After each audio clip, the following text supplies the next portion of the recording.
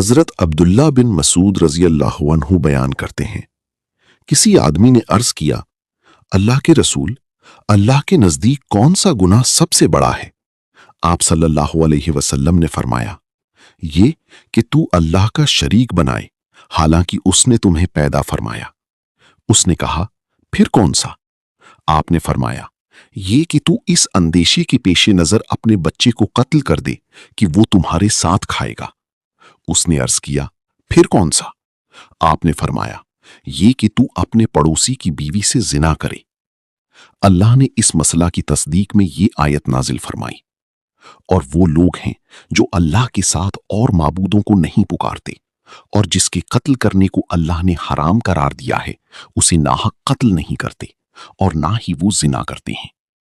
مشکات المصابی، حدیث نمبر 49۔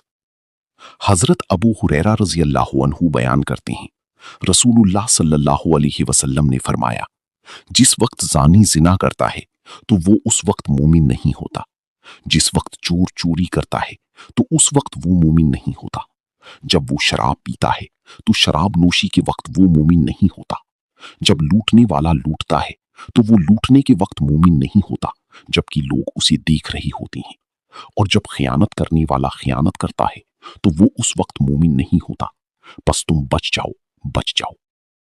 مشکات المصابی، حدیث نمبر 53۔